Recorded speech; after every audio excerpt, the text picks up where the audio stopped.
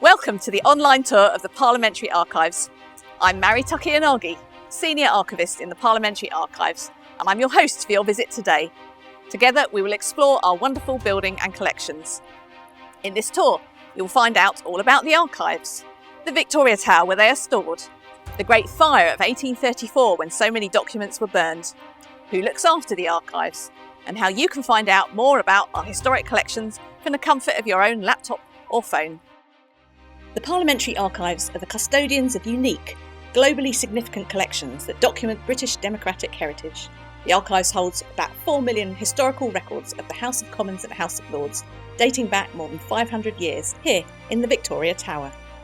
In this tour, we will give you a close-up look at original Acts of Parliament, including one of the very earliest we hold from 1497, a Royal Commission with the beautiful signature and huge seal of Queen Elizabeth I, and a Suffragette banner unfurled in the House of Commons in 1908.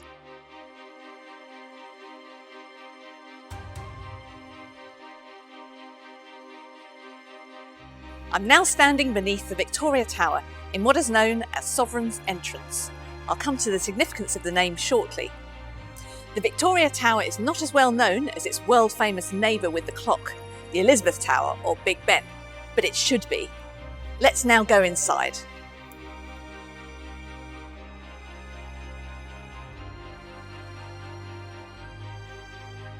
Standing quietly on the other side of Parliament, Victoria Tower was one of the last parts of the new Palace of Westminster to be completed in 1860, 26 years after the old Houses of Parliament were destroyed by a terrible fire. It was built to do three things: serve as an entrance for the monarch when they entered Parliament, fly the flag from the top of the tower, and be the home of the Parliamentary Archives. Work started on the tower when William IV was monarch, and was originally called the King's Tower. It was renamed when Queen Victoria was crowned in 1837 at the age of 18. It is the tallest tower in the Palace of Westminster and was the tallest stone square tower in the world when it was built. It would have dominated the London skyline in the way that the Shard does today. Let's now go inside. We are now in the Palace of Westminster, outside the Archives search room. This is where our staff bring the archives down from the Victoria Tower to the search room for people to view and do their research. Anyone can make an appointment to view the archives in the Parliamentary Archives public search room.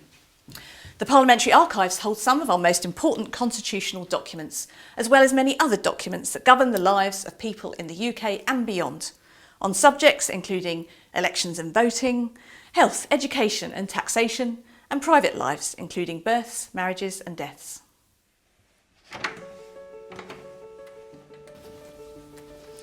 Parliament began to preserve and keep its archives in 1497 during the reign of King Henry VII, and our earliest record dates from that year.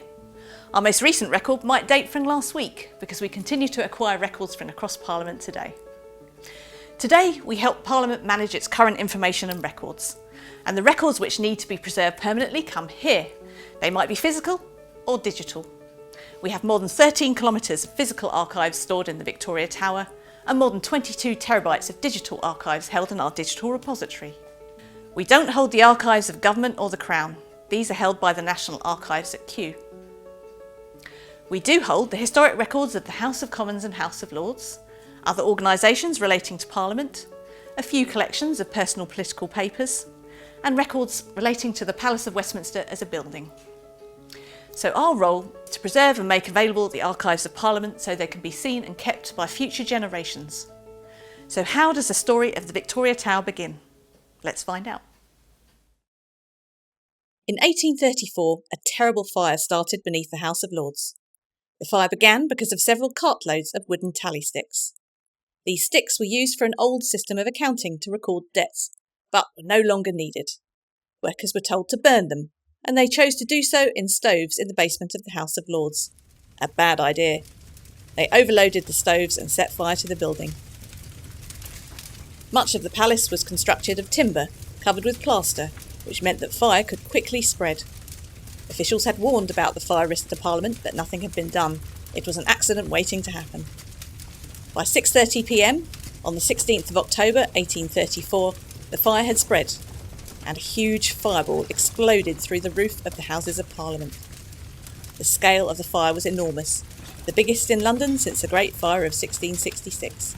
The King and Queen could see the blaze from Windsor Castle, around 20 miles away, as could passengers in stagecoaches travelling along the top of the South Downs.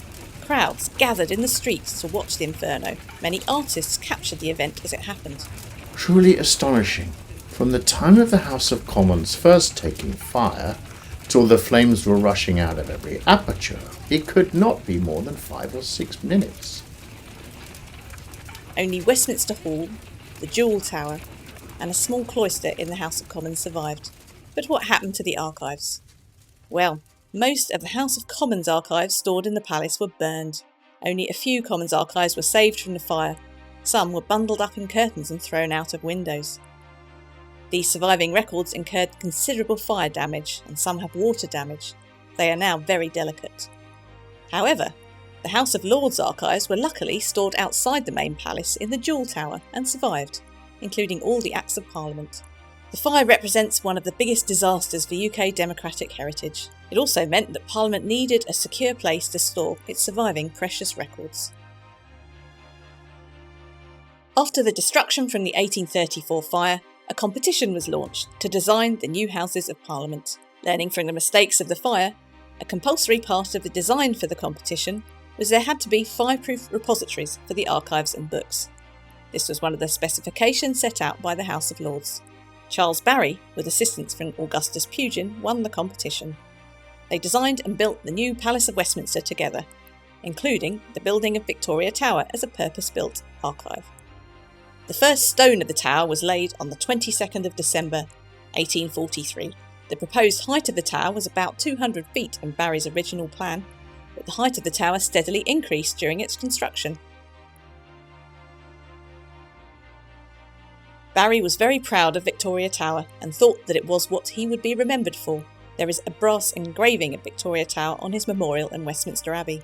At the time, it was the tallest stone square tower in the world. The tower was built with a cast iron framework to strengthen the structure. There were originally 9 floors, connected with an iron spiral staircase, which is still in use today. The tower underwent major redevelopment between 1948 and 1963 to provide 12 floors of air-conditioned archive storage and a lift, and again between 2000 and 2004 to bring the air conditioning up to contemporary archive storage standards. Today, there are 13 kilometres of shelving and approximately 4 million records.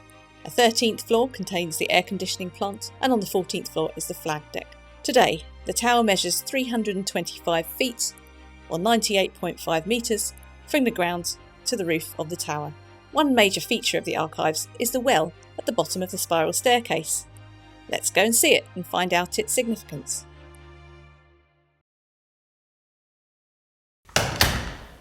We call this the well. It's a closable hatch above the arch of Sovereign's entrance.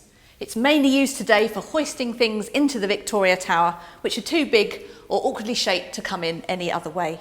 It's not used for moving archives.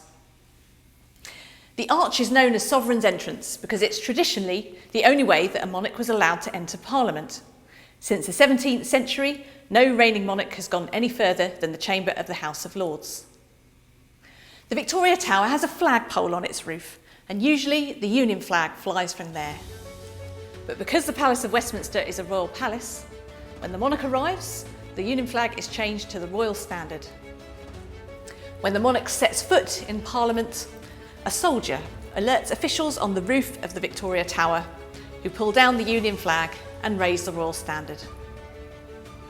Let's now go to one of the archive's strong rooms and find out more about how the archives are stored and preserved. This is the original cast iron staircase designed by Barry inside the Victoria Tower. It is 553 steps from top to bottom. After the tower was completed in 1860, the House of Lords moved all their historic records from the Jewel Tower into the Victoria Tower. The House of Commons started to send their own archives after they started to build up again after the fire.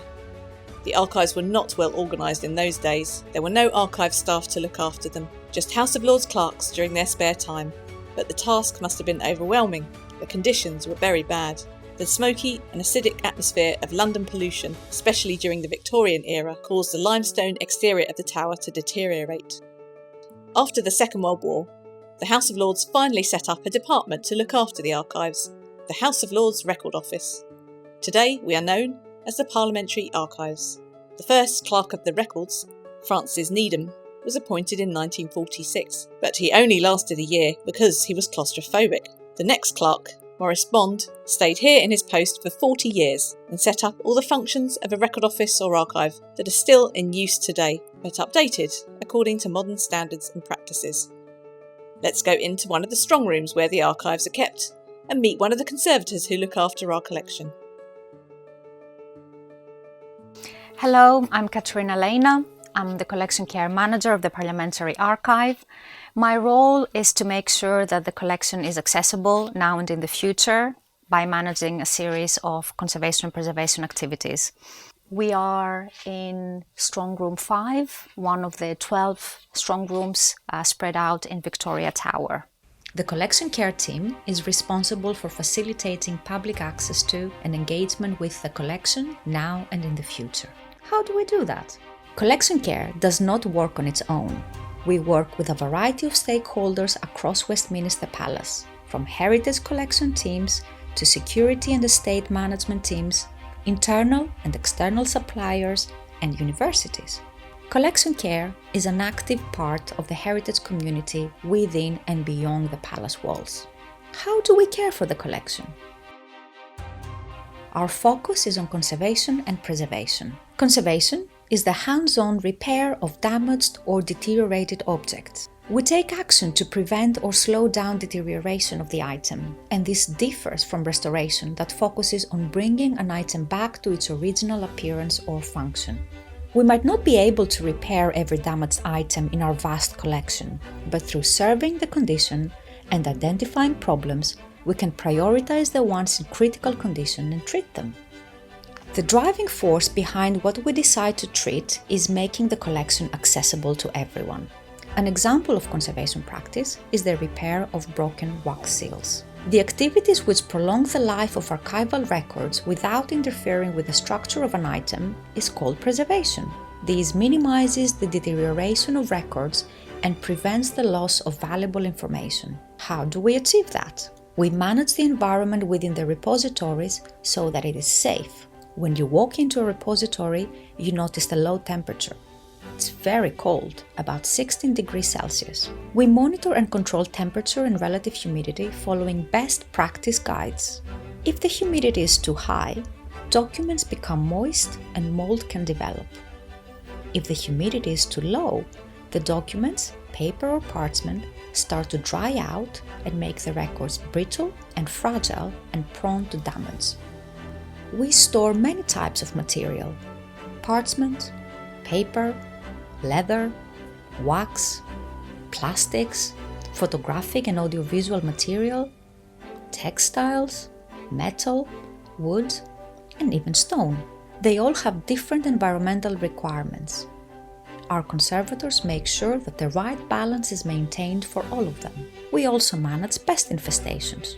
Our repositories are monitors for pests and rodents. We restrict food and drinks in our strong rooms and raise awareness by training and inductions. And we also monitor pest activities by setting traps. We manage light. Fading of documents and other items causes cumulative and irreversible damage. Our repositories have no natural light and remain dark when not in use. But levels of light are monitored when items are on display and used in exhibitions. It is very important to remember that caring for collection does not mean locking them up in rooms to keep them safe. It's our mission to share what we hold with the public. In our studios, collection items are prepared for exhibitions, loans and outreach activities. They are condition checked, treated, mounted and prepared for transportation. Collection Care offers regular handling training to staff and researchers to protect the collection from accidental damage. Improper storage can also affect the longevity of the collection. Collection items stored on open shelves without any protection are exposed to dust and pollutants and rapid changes of environmental conditions. Today, most of our physical collection is protectively housed in high-quality archival packaging, but that has not always been the case. Over the years, trends in materials and types of packaging have shaped the archival strongrooms. Which brings us to the last and very important element of caring for the collection and at the heart of all of our activities: research. Our conservation and preservation activities are enhanced with the appropriate scientific research and data analysis. The cultural heritage community thrives in sharing and learning from each other, and we continue to learn throughout our careers. Sustainability, both social and environmental, are huge factors in our decision-making. This enables the collection to be enjoyed by as many generations as possible, now and in the future.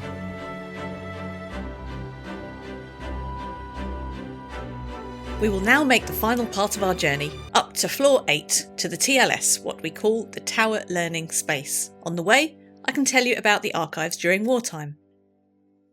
During the Second World War, the archives were mostly evacuated from London to escape bombing, like many people also did.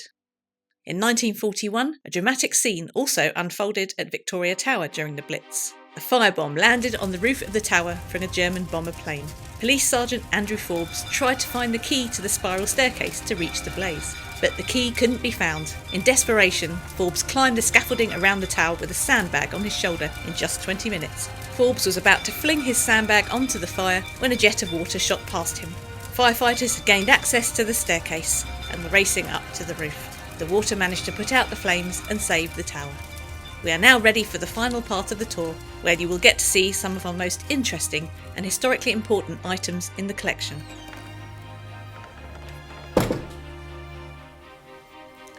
This is the TLS, the Tower Learning Space.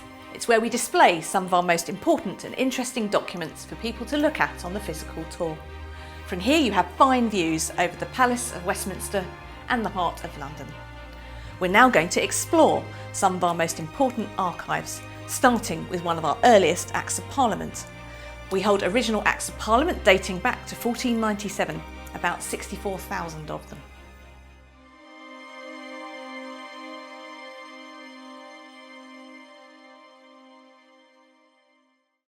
Early acts are quite short and on single sheets. These acts were made from parchment, which is specially treated dried skin from animals, such as goats, calves and sheep. Analysis shows that most of Parliament's acts are made from sheepskin.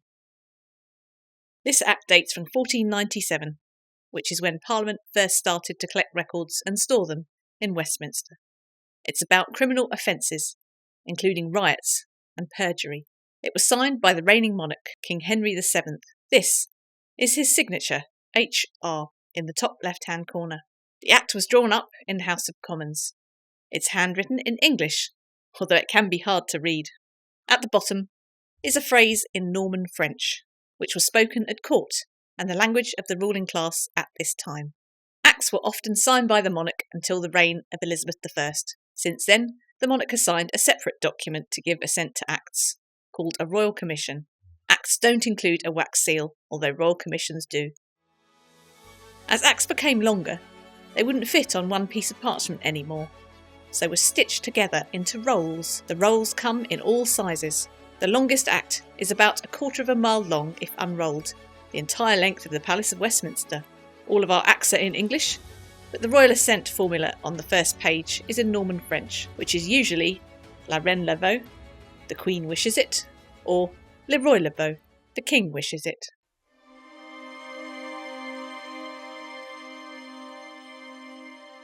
There are also some very small rolled acts, mostly personal acts about things like divorces, naturalisations, name changes.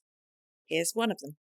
This is a private act from 1727. It is for the famous composer George Friedrich Handel, who composed Messiah and wrote music for English monarchs Queen Anne, King George I and King George II. The act grants him British citizenship. Until 1844, a foreign-born individual could only become a British subject by means of an Act of Parliament. This was not an easy process. It was known as naturalisation and was often undertaken by a means of a private act which named a specific person. Born in Germany in 1685, Handel moved to London as a young man in 1710. He stayed in England until his death in 1759. The process of naturalisation was expensive, and usually a number of people were naturalised together to save on costs. This is reflected in that it's not just Handel being naturalised, but also Louis Secahay, Anthony Firstinu and Michael Schlegel. You can often see amendments on acts, which are scribblings, words crossed out, words added in, and pieces of parchment stitched on with extra information. It was painstaking work and slow. Here, Handel's name has been stitched in and inserted as an amendment.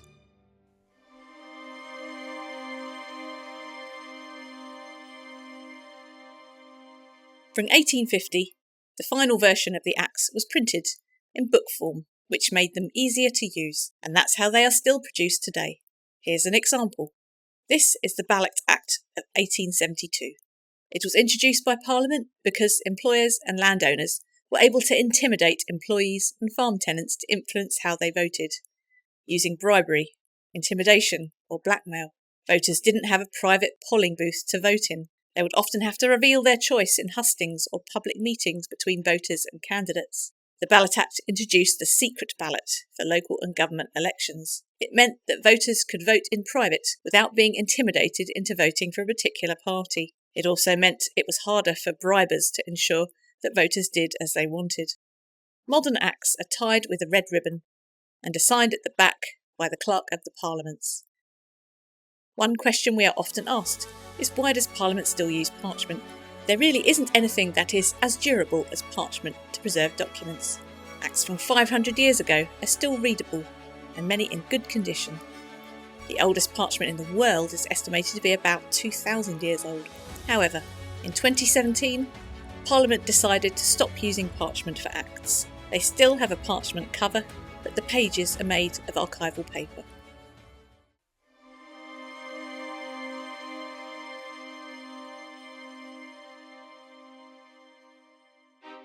This is one of the rare House of Commons archives that survived the 1834 fire. This is a record of the proceedings in the House of Commons on the 24th of January, 1581. It tells us about a rebuke from Queen Elizabeth I to the House of Commons. Public fasting was a regular occurrence in medieval times as part of religious worship. Typically, it meant that people were restricted in what they could eat or drink during the fasting period. On the 21st of January 1581, the House of Commons decided to impose a fast on the public. This was a direct challenge to Elizabeth, as it was the Queen's exclusive right to order public fasts. The Queen had told the Commons not to interfere in religious matters. 3 days later, the Queen's disapproval was reported to the House, which agreed to apologise to her. It gives us an insight into the relationship between Elizabeth I and Parliament.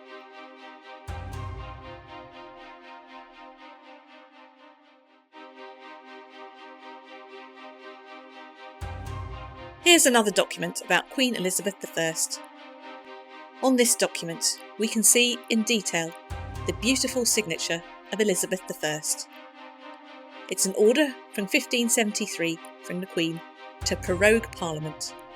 This allowed the monarch to stop Parliament meeting. It's in Latin. The Queen's Great Seal is present. The wax seal is still in good condition. What is striking is that the signature not only dominates the document because of its size, it is ornate and powerfully conveys her royal status. During Elizabeth I's reign, her cousin Mary, Queen of Scots, was the rightful heir to succeed Elizabeth to the English throne. Parliament wanted to pass a bill that would stop Mary from becoming Queen of England. In 1572, Elizabeth prorogued Parliament to stop this happening. It meant Parliament was put on hold so that it could not meet and pass any legislation. It didn't meet again until 4 years later. Parliament could only meet if Elizabeth called it. Parliament met just 13 times in her reign, for an average of 3 weeks a year.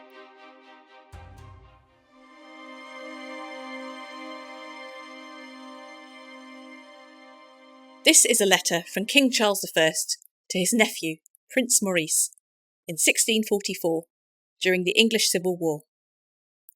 It's mainly written in cipher and is in the King's handwriting, apart from the deciphered words, and is signed by him. By changing or rearranging the letters in words, Charles hoped that the message was secret. Charles, writing from Buckingham, says, "It is a great contentment to me to find you so ready to follow my directions." Maurice's brother, Prince Rupert, however, is said to be misinformed, not only of matters but of some persons. After the Battle of Naseby in 1645, Charles I was forced to flee, leaving behind his cannons and baggage, including a cabinet containing his secret papers, known as the Naseby Letters. These fell into the hands of Sir Thomas Fairfax and the Parliamentary Army. The letters were taken to London, deciphered, and some published by order of Parliament in a pamphlet called The King's Cabinet Opened. The timing of the publication during the trial of Charles I was a nice piece of spin. The King's nephew, Maurice, was French, and the suggestion was that Charles was asking the French to invade Britain, a treasonous act, some might say.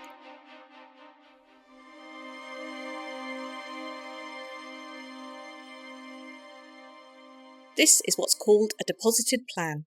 It shows a plan to improve Dundee Harbour on the east coast of Scotland, and is signed by the famous engineer Thomas Telford. Thomas Telford was responsible for the construction, in Britain and abroad, of a large number of canals, more than 1,000 bridges, and many hundreds of miles of roads. These plans are still important today. Lawyers consult them to understand, for instance, where rights-of-way are positioned, and family and local historians look at them to see who lived in the area at the time and gather other useful information.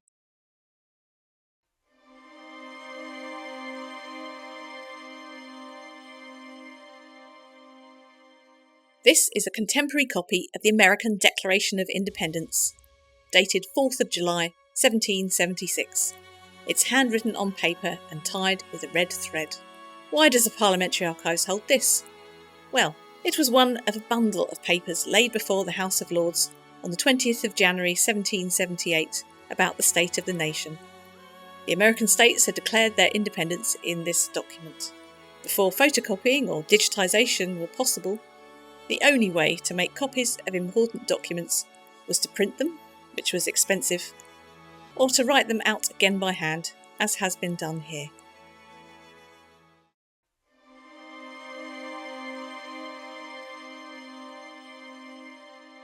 This is something you might not expect in the Parliamentary Archives. It's part of a gravestone. This fragment was used as evidence in a 19th century court case. It was brought to the Committee for Privileges of the House of Lords in 1847 in the Tracy peerage claim. James Tracy produced the fragments, claiming it was the gravestone of William Tracy, his great-grandfather. He alleged that the gravestone, which was dated 1734, had been found in the hearth of an old house, close to Castlebrack churchyard in Ireland. The Attorney-General, however, produced a witness who testified to having forged the gravestone for Mr. Tracy. It had been broken into 4 pieces and held over the fire to make it look older. His peerage claim was rejected, and the title remains dormant to this day. We keep the stones as records of the House's proceedings.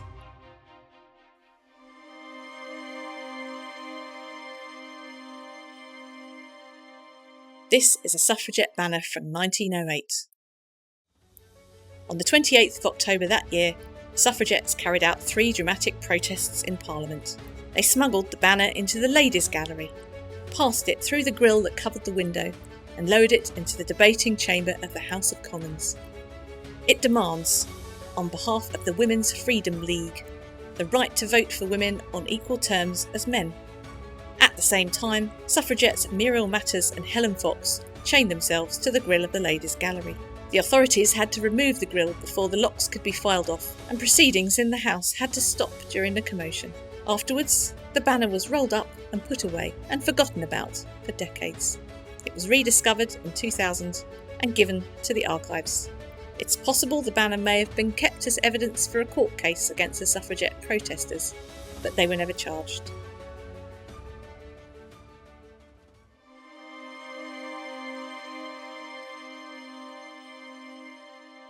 This is the Accession Declaration of Queen Elizabeth II. Princess Elizabeth was staying in Kenya with her husband, Prince Philip, when she heard the news of the death of her father, King George VI, on 6th of February 1952. Without delay, she returned home, where she was proclaimed Queen Elizabeth II, aged just 25. Elizabeth's succession to the throne was proclaimed at an Accession Council in St James's Palace.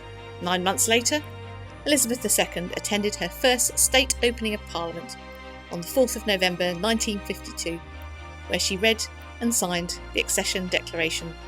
She then made her first Queen's Speech to Parliament. Her coronation, or formal accession to the throne, took place the following year in 1953.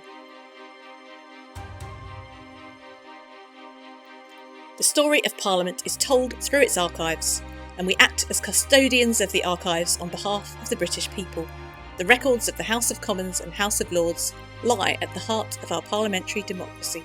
They've embedded our liberties, our rights and responsibilities for the last 500 years, and include some of the most important constitutional records in the world. They touch on the lives of everyone in the UK, and indeed across the world. Our role is to ensure that the story can continue to be told and understood, both now and into the future.